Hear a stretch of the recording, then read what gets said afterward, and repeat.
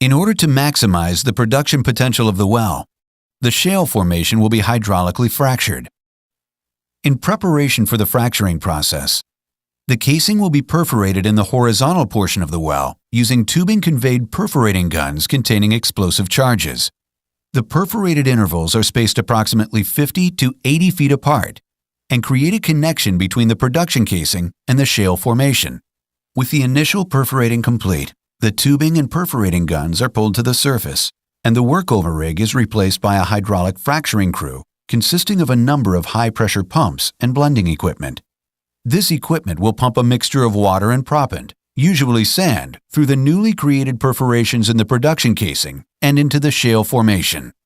First, water is passed from a water storage impoundment into the blue working tanks depicted on this location. The water is then pulled into a hydration unit, which provides the ability to gel the fluid before it is transferred to the blender. At the blender, proppant and a small amount of chemicals that aid in the fracturing process are added.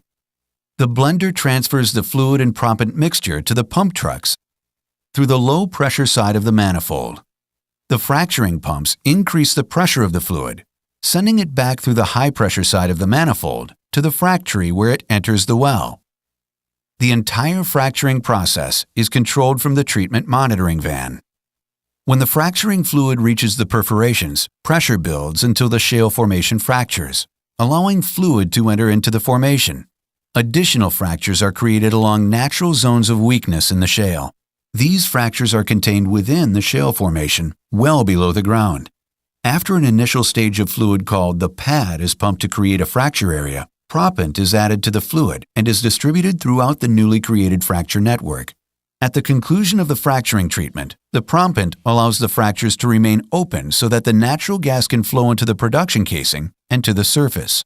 This completes the first of several stages in the fracturing process. This process is repeated by lowering and pumping down an isolation plug and perforating guns into the well bore to complete the next stage of fracturing. This time, the tools are conveyed into the well by a wireline unit, which allows the fracturing process to proceed much faster and more efficiently. A lubricator is used to control the pressure of the well while the operation is taking place. On the bottom of the perforating gun, a composite bridge plug is placed to isolate the newly fractured zone. This ensures that the subsequent fracturing treatment is contained in the current zone. The perforating gun is again fired at roughly 50 to 80 foot intervals, creating a connection between the production casing and the shale formation. The fracturing process is then repeated until all of the stages are completed. A typical shale well has approximately 8 to 12 stages of fracturing. At the conclusion of the fracturing operations, the isolation plugs are removed from the well and production can start. The produced fluids are diverted through a flowback manifold into storage tanks.